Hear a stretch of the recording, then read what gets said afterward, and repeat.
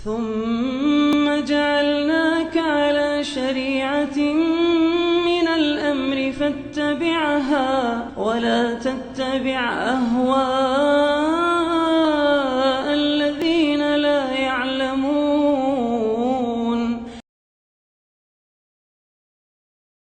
بسم الله الرحمن الرحيم. الحمد لله رب العالمين، والصلاة والسلام على المبعوث رحمة للعالمين نبينا محمد وعلى آله وصحبه ومن tabi'ahum bi ihsanin ila yaumiddin, amma ba'd. Kaum muslimin dan muslimat, para pendengar rahimani wa rahimakumullah, assalamualaikum warahmatullahi wabarakatuh. Sebuah hadits dari Rasulullah sallallahu alaihi wasallam diriwayatkan oleh al-Imam Muslim Ibn al-Hajjaj Al-Qushayri An-Naisaburi di dalam kitab sahihnya dengan sanadnya kepada Abu Hurairah radhiyallahu taala anhu. Beliau berkata, anna Rasulullah sallallahu alaihi wasallam qala, sesungguhnya Rasulullah sallallahu alaihi wasallam bersabda, la taqumu as-sa'atu hatta yuqatil al-muslimuna al-yahud. Tidak akan tegak hari kiamat, tidak akan terjadi hari kiamat sampai kaum muslimin memerangi orang-orang Yahudi. Fayaqtuluhumul muslimuna. Kemudian mereka dibunuhi oleh kaum muslimin. Hatta yakhtabi'a al-yahudiyyu min wara'il hajari wasyajar. Sampai seorang Yahudi itu bersembunyi di belakang batu dan pohon. Fayaqulul hajaru aw asy-syajar, maka batu atau pohon pun berkata, ya muslim, ya Abdullah, wahai muslim, wahai hamba Allah, hada yahudiyun khalfi, ini ada orang Yahudi di belakangku. Fata'ala faqtulhu, marilah engkau bunuh dia. Jadi semua pepohonan berucap seperti itu. Illal gharqad, kecuali pohon gharqad. Fainahu min syajaril yahud. Karena pohon gharqad ini dari pepohonan orang-orang Yahudi. Hadits yang mulia ini terdapat di dalamnya sejumlah pembahasan keimanan dan perkara-perkara penting yang patut untuk diperhatikan. Rasulullah sallallahu alaihi wasallam mengabarkan, la taqumus sa'ah. Hari kebangkitan tidak akan tegak. Hari kiamat tidak akan datang. Tidak akan terjadi. Hatta sampai kelihatan tanda ini. Ini menunjukkan bahwa hari kiamat itu adalah suatu hal yang pasti. Karena itu dari keimanan seorang mukmin, dari salah satu rukun iman adalah al-imanu bil yaumil akhir. Keimanan akan hari akhirat. Hari akhirat itu datang dengan terjadinya hari kiamat. Hari akhirat datang dengan terjadinya hari kiamat. Dan terdapat bahwa hari kiamat itu ada tanda-tandanya. Jadi sebelum hari kiamat terjadi ada tanda-tanda yang mendahuluinya. Nah, tanda-tanda ini yang disebut oleh para ulama dengan nama asyratus sa'ah. Tanda-tanda sebelum terjadinya hari kiamat. Dan tanda-tanda sebelum terjadinya hari kiamat ada terbagi dua. Ada tanda-tanda kecil, ada tanda-tanda besar. Ada tanda-tanda kecil dan ada tanda-tanda besar. Tanda-tanda kecilnya seperti Nabi Sallallahu Alaihi Wasallam telah diutus, Nabi Muhammad diutusnya Nabi itu tanda hari kiamat telah dekat. Nabi Sallallahu Alaihi Wasallam bersabda, bu'ittu ana was-sa'ata kahatain. Saya diutus ke hari kiamat seperti dua ini. Beliau syaratkan antara jari telunjuknya dan jari tengahnya. Maksudnya sudah singkat sekali waktunya. Tidak ada tanda-tanda besar. Di antara tanda-tanda besar itu kadang diselingi dengan tanda-tanda kecil. Ya, tanda besar dari hari kiamat, keluarnya Dajjal, keluarnya Ya'juj dan Ma'juj, turunnya Nabi Isa alaihissalam, terbitnya matahari dari timur, keluarnya hewan dari Masjid Nabawi, dari perut bumi, berbicara kepada manusia. Dan selainnya dari tanda-tanda hari kiamat yang besar yang dijelaskan di dalam hadis. Ini ada pembahasan khusus terkait dengan hal ini.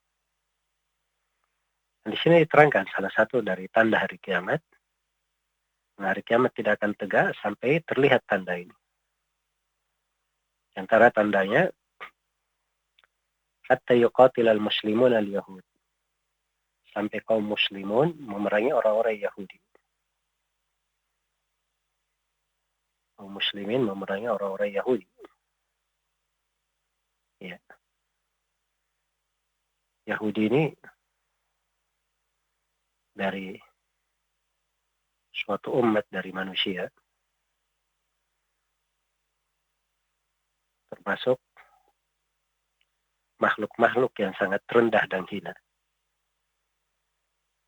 Dikenal dengan kedustaan, dikenal dengan kekejian, para pembunuh, para nabi dan rasul, para pengkhianat, orang-orang yang gemar melanggar janji, orang-orang yang gemar berbuat kerusakan di atas muka bumi, orang-orang yang berdusta terhadap Allah dan Rasulnya, bahkan sering mengolok-olok Allah Subhanahu wa Ta'ala dan Rasulnya. Dan berbagai sifat mereka dan kehinaan mereka diterangkan dalam Al-Quran. Ya. Akan keluar 70.000 orang dari Yahudi Asbahan. Asbahan itu wilayah Iran. Wilayah Iran akan keluar dari sana 70.000 orang Yahudi yang mengikuti Dajjal. Dan Dajjal nanti akan diperangi oleh Imam Mahdi yang akan keluar di akhir zaman, yang akan dibunuh oleh Nabi Isa alaihissalam yang akan turun pula di akhir zaman. Dan Nabi Isa alaihissalam turun dari langit. Beliau diterangkan di dalam hadits-hadits berpegang pada 2 sayap malaikat, turun kemudian membunuh Dajjal. Dan Nabi Isa turun sebagai salah seorang dari umat Nabi Muhammad SAW,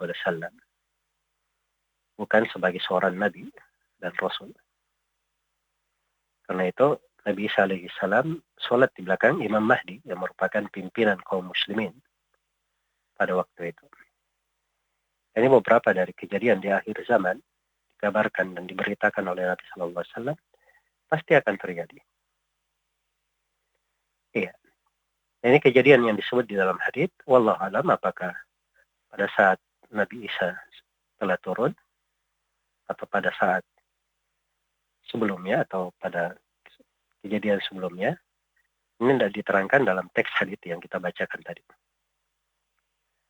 Jadi tidak akan terjadi hari kiamat sampai kaum muslimin memerangi orang-orang Yahudi.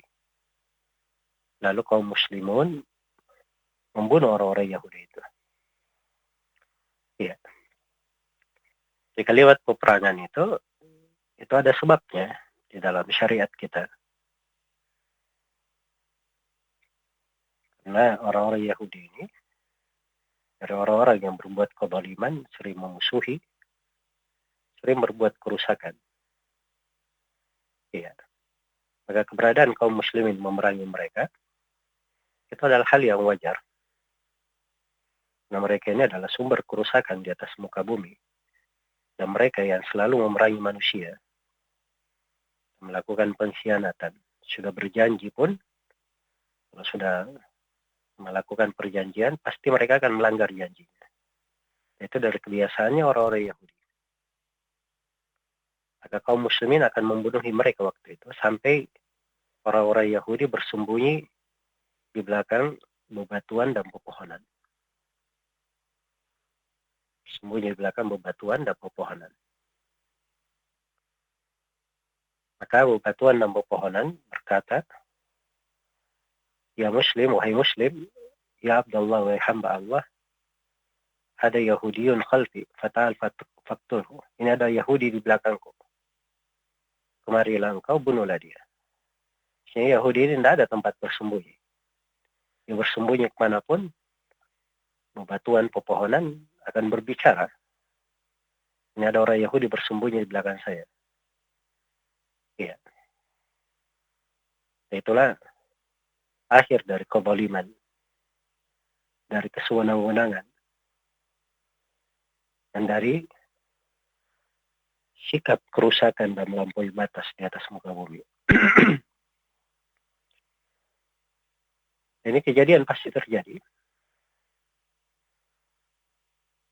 Ini menunjukkan bahwa sebagian dari makhluk-makhluk Allah kita anggap benda mati, pepohonan, bebatuan, tapi bisa berbicara. Diizinkan oleh Allah untuk hal tersebut. Kecuali ada sebuah pohon, namanya pohon korkat. Ini dari pohonnya orang-orang Yahudi. Kalau Yahudi bersembunyi di belakang pohon itu, pohon ini tidak berbicara. Pohon ini tidak berbicara. Ini bentuk dari fitnah ya. Nah itu ada namanya istidraj. Orang-orang Yahudi ini harusnya di kondisi mereka sudah kalah, dia bersembunyi di belakang bebatuan dan pepohonan, batu dan pepohonan, berbicara menunjukkan di mana mereka. Itu kan tanda kebesaran Allah. Harusnya membuat orang-orang Yahudi ini masuk Islam. Tapi ternyata ada pohon yang tidak berbicara. Dan itu pohon mereka sendiri. Supaya membuat mereka semakin tersesat. Dan semakin berada di atas kekafiran mereka.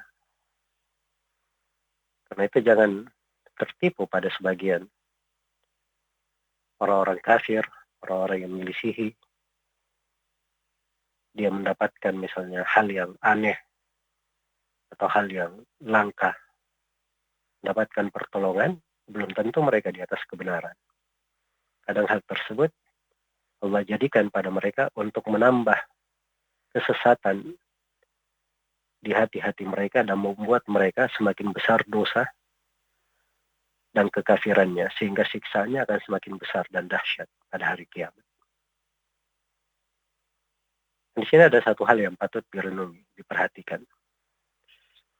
Di umat Islam ini pasti akan berjaya nanti di akhir zaman. Kaum muslimin akan berkuasa, dijayakan dan dimenangkan. Bahkan terhadap orang-orang Yahudi yang selalu memusuhi mereka, memerangi mereka, kaum muslimin akan berjaya nanti di atas mereka pada hari kiamat. Itu kepastian. Kita hanya menunggu waktu. Kita hanya menunggu tiba masanya. Tapi kemenangan itu kepastian memang. Karena Allah telah berfirman, "Inna lanansuru rusulana walladzina amanu fil hayatid dunya wa yawma yaqumul ashhad." Sungguhnya kami akan menolong para rasul kami dan orang-orang yang beriman di kehidupan dunia dan di kehidupan hari kiamat, tatkala saksi-saksi berdiri untuk memberi persaksian. Walaqad sabaqat kalimatuna liibadina al-mursalin innahum lahumul mansurun wa inna jundana lahumul ghalibun. Sungguh telah berlalu ketetapan untuk hamba-hamba kami para rasul bahwa mereka akan selalu ditolong dan tentara-tentara kami akan selalu dimenangkan. Jadi kemenangan itu dicatat untuk umat Islam. Tapi kemenangan itu ada sebab-sebabnya. Yang harus diperhatikan oleh setiap muslim dan muslimah. Ya, kalau merasa banyak dari umat Islam tertindas, terdolimi, saudara-saudara kita banyak tertimpa musibah, nah itu ada sebabnya. Sebabnya kenapa kita tertimpa kehinaan, ada sebabnya pasti. Nah mungkin ada asap, tidak ada api. Ya. Jangankan kita, para sahabat saya, orang-orang yang paling baik dari umat ini, tatkala mereka berdosa dengan sebuah dosa di perang Uhud, melanggar perintah Nabi, jangan turun, disuruh untuk menunggu di gunung, tapi mereka ketika melihat sudah ada kemenangan, pasukan di bawah, mereka tinggalkan gunung itu. Mereka selisihi perintah Nabi. Satu dosa ini menyebabkan Allah menimpahkan kekalahan untuk kaum muslimin di waktu itu. Sehingga dimanfaatkan oleh pasukan musuh, mereka menyerang balik kaum muslimin dari arah gunung. Dan tertimpalah kekalahan untuk umat Islam. Karena satu dosa. Apalagi kalau kita melihat dari kondisi umat Islam saat ini, bukan satu dosa. Berbagai dosa-dosa besar, alhamdulillah, dianggap ringan, dianggap biasa. Lebih daripada itu, perbuatan kesyirikan, bid'ah. Padahal syirik dan bid'ah ini itu lebih besar dari segala dosa besar. Itu banyak terjadi dengan umat Islam. Nah itu seorang harus berpikir realistis. Dia lihat dari sebab-sebab pertolongan yang ada pada diri mereka. Bagaimana mengharapkan pertolongan sedangkan mereka tidak memperbaiki dari akidahnya. Tidak memperbaiki dari keteguhan mereka di dalam berpegang terhadap Al-Quran dan Sunnah Rasulullah SAW. Kemudian di sini perhatikan di dalam hadits ini tegas sekali dalam sebab pertolongan, sebab pepohonan dan batu ini berucap apa? Ya Muslim, ya Abdullah. Wahai Muslim, wahai hamba Allah. Disebut dengan dua sifat, sebagai Muslim dan sebagai seorang hamba Allah. Yang menunjukkan tauhid. Islam itu tidak disandarkan kepada seorang dengan pujian, dengan panggilan. Kecuali dia menapaki Islam dengan benar. Bersyahadat la ilaha illallah Muhammad Rasulullah, menegakkan salat, mengeluarkan zakat, berpuasa di bulan Ramadan, melakukan ibadah haji, dilakukan dari keislaman yang merupakan agama para nabi dan para rasul. Ditambah lagi panggilan ya Abdullah, wahai hamba-hamba Allah. Penetapan ubudiyah khusus, penghambaan khusus. Tidak ada kesyirikan di dalamnya. Itu sebab pokok dari pertolongan. Tauhid, memurnikan ibadah kepada Allah, dan meninggalkan segala bentuk dari kesyirikan. Meninggalkan segala bentuk dari kesyirikan. Iya. Maka ini renungan patut untuk dicermati. Supaya kita tahu ketika terjadi kejadian-kejadian apa yang wajib kita lakukan. Bahwa yang wajib yang kita lakukan adalah kita menjaga diri kita di atas ibadah kepada Allah, mentauhidkan Allah, meninggalkan kesyirikan, bertobat dari segala dosa dan kemaksiatan. Kemudian kita meyakini bahwa janji Allah itu pasti akan datang. Kalau hari ini misalnya ada kekalahan, terjadi musibah, pertolongan belum datang, bukan artinya umat Islam itu kalah, dan bukan artinya mereka tidak akan dapat pertolongan. Tapi itulah hari-hari kehidupan. Kadang ada ujian dan cobaan. Watilkal ayyamu nudawiluha bainan nas. Itulah hari-hari kehidupan. Kami bersilih gantikan di antara manusia. Yang paling pokoknya adalah seorang itu jangan dia keluar dari bumi ini. Jangan ruhnya berpisah dari jasadnya. Kecuali dalam keadaan dia memurnikan ibadahnya hanya kepada Allah. Ya ayyuhalladzina amanu taqullaha haqqa tuqatih wa la tamutunna illa wa antum muslimun.